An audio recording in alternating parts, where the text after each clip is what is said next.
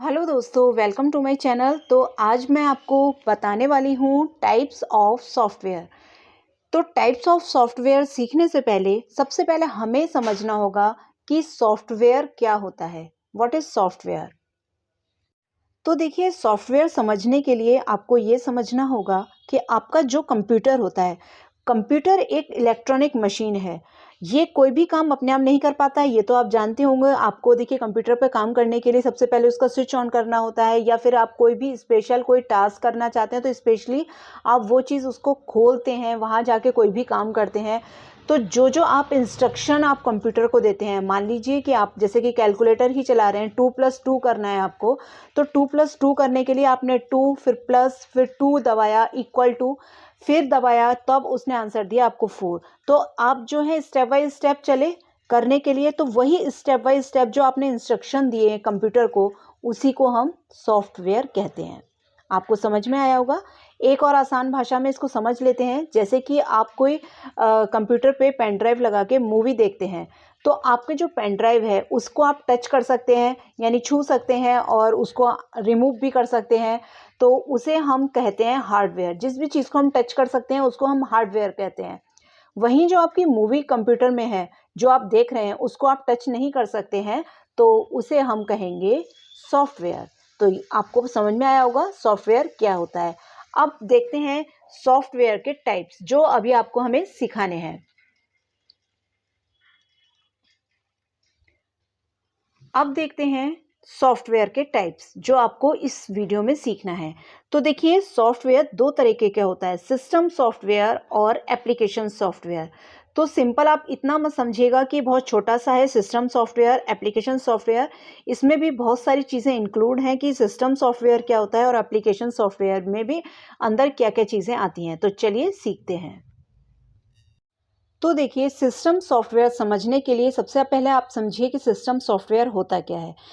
तो देखिए, system software वो सॉफ्टवेयर होता है जो कि आपकी कंप्यूटर में जितनी भी आप एक्टिविटी करते हैं उनको कंट्रोल करता है और मैनेज करता है। यानी अगर आपने कंप्यूटर में, देखिए, आपने कैलकुलेटर चलाया है, वर्ड प्रोसेसर चलाया है, या फिर आपने विंडो मीडिया प्लेयर चलाया है, तो इन सबको मैनेज करना और इनको कंट्रोल करना ही सिस्टम सॉफ्टवेयर कहलाता है। यानी एक तरीके से समझते हैं कि आपका जो कंप्यूटर का पूरा सिस्टम है, यानी उसमें आपका हार्डवेयर सॉफ्टवेयर सभी चीज़ें इंक्लूड हैं, उसको ये मैनेज करता है और उसको ये कंट्रोल करता है। तो ये काम होता है सिस्टम सॉफ्टवेयर का। अब सिस्टम सॉफ्टवेयर भी तीन तरह का होता है। Operating software, operating system, programming software, utility software. तो जो सबसे पहला समझते हैं ऑपरेटिंग सॉफ्टवेयर, क्या होता है ऑपरेटिंग सॉफ्टवेयर। तो देखिए, जब आप कंप्यूटर को ऑन करते हैं, तब कंप्यूटर क्या करता है, कुछ समय लेता है उसे ऑन होने में। आपने देखा होगा कि जब आप कंप्यूटर को स्विच ऑन करते हैं, तो कंप्यूटर में एक आता है कि स्टार्टिंग विंडो, वेट, इस तरह से आता है ना। तो जब विंडो स्टार्ट हो रही होती है, तो उस समय क्या हो रहा होता है कि कंप्यूटर में जो भी आपके प्रोग्राम होते हैं, तो कंप्यूटर क्या करता है, अपने आप को तैयार करता है आपके हिसाब से उस प्रोग्राम को रन होने के लिए, या आप जो भी उस पे वर्क करेंगे उसको अपने लिए पहले तैयार होता है वो। क्योंकि जितने भी आपके उसमें सॉफ्टवेयर वगैरह पड़े हुए हैं, उसको अपलोड करता है वो अपने अंदर ही, और अपने आप को प्रिपेयर करता है। तो ये काम होता है हमारा ऑपरेटिंग सिस्टम में। यानी आप कंप्यूटर को ऑपरेट कर रहे हैं, ऑन कर रहे हैं, और उस समय आपका कंप्यूटर जो है वो अपने आप को प्रिपेयर कर रहा है आपके काम, आपके अकॉर्डिंग काम करने के लिए। तो उसे हम ऑपरेटिंग सिस्टम बोलेंगे। तो चलिए बात करते हैं अब प्रोग्रामिंग सॉफ्टवेयर की।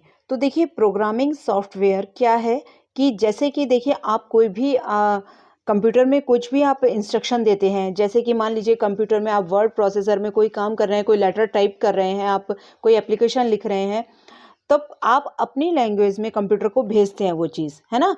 तो कंप्यूटर क्या करता है, कंप्यूटर एक, आपको पता है, इलेक्ट्रिक मशीन है, तो वो मशीनरी लैंग्वेज समझता है। तो जब आप ये काम कर रहे होते हैं कि कोई आप वर्ड में कोई एसे लेटर कुछ लिख रहे होते हैं, तो जो प्रोग्रामिंग सॉफ्टवेयर होता है ना, वो आपकी लैंग्वेज को मशीनरी लैंग्वेज में चेंज करता है। तो ये काम होता है प्रोग्रामिंग सॉफ्टवेयर का। बहुत से आपके प्रोग्रामिंग लैंग्वेज होते हैं, जैसे कि कंपाइलर, असेंबलर, डेबगर्स, इंटरप्रेटर्स, ये बहुत सारे होते हैं।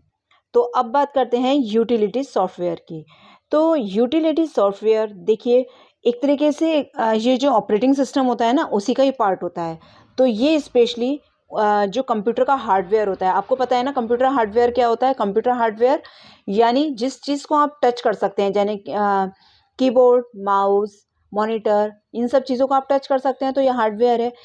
तो कंप्यूटर हार्डवेयर और ऑपरेटिंग सिस्टम, मैंने आपको बताया ऑपरेटिंग सिस्टम क्या होता है, इन सब को मैनेज करना, ये काम होता है यूटिलिटी सॉफ्टवेयर का।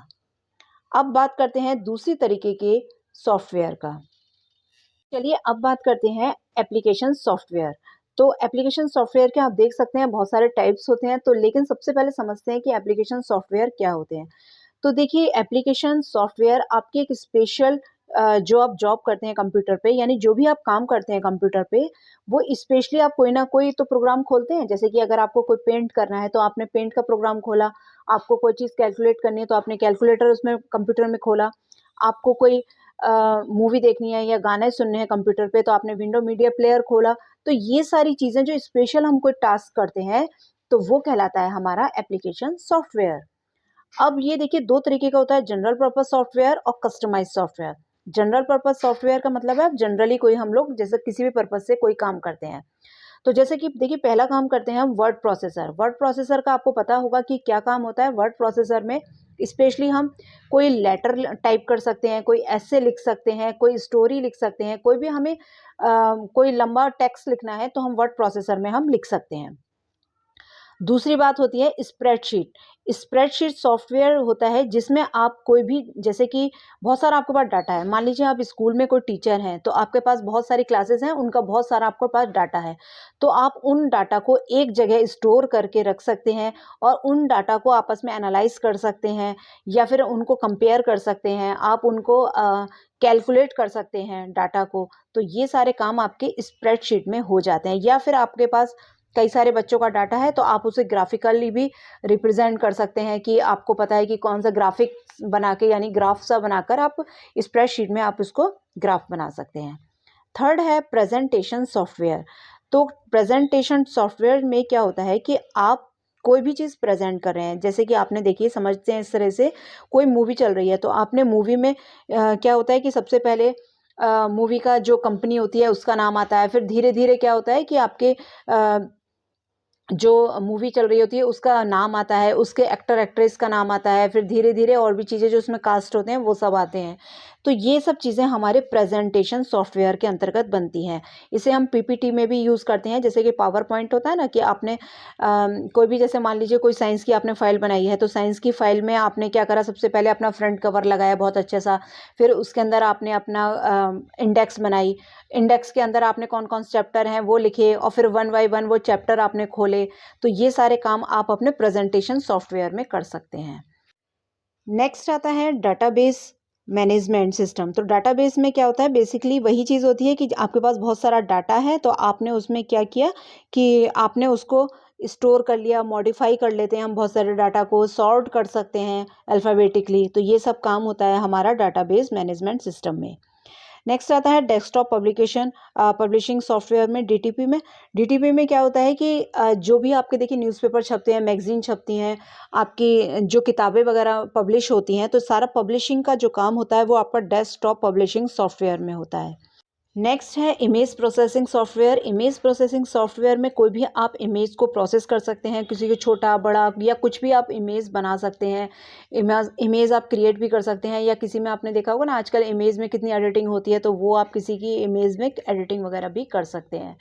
नेक्स्ट आता है मल्टीमीडिया प्रोसेसर। मल्टीमीडिया प्रोसेसर का एक्चुअली काम होता है कि आपके पास कोई भी टेक्स्ट है, आप उसके साथ कोई विंडो, साउंड, इमेज वगैरह कोई भी ऐड करना चाहते हैं तो वो मल्टीमीडिया प्रोसेसर में आप ऐड कर सकते हैं। या फिर उसके साथ साथ आपने देखा होगा ना आजकल एनिमेटेड, आपने ऐसे कार्टून चलते हैं कि एक तरफ कार्टून चलते जाते हैं, एक तरफ उसकी स्टोरी वगैरह चलती जाती है, तो ये सारे काम होते हैं मल्टीमीडिया प्रोसेसर में।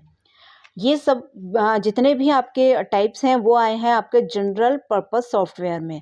अब बात करते हैं कस्टमाइज सॉफ्टवेयर। ये लास्ट सॉफ्टवेयर का एप्लीकेशन सॉफ्टवेयर का लास्ट आपका पॉइंट है। तो इसमें क्या है कस्टमाइज सॉफ्टवेयर में, कि जब आप कंप्यूटर खरीदने जाते हैं तो आप अपने हिसाब से अपने कंप्यूटर को कस्टमाइज़ कराना पड़ता है आपको, कि आपको कंप्यूटर में क्या-क्या चीज़ें चाहिए। तो वो आपका जो सेलर होता है उस कंप्यूटर में वो चीज़ें आपको इनपुट करके देता है। जैसे कि आपको मान लीजिए कंप्यूटर में कोई स्पेशल विंडो चाहिए, कोई स्पेशल आपको इसमें एप्लीकेशन चाहिए, तो वो आपको कस्टमाइज़ करके देगा, यानी उसके अंदर अपलोड करके देगा। तो ये होता है कस्टमाइज़ सॉफ्टवेयर।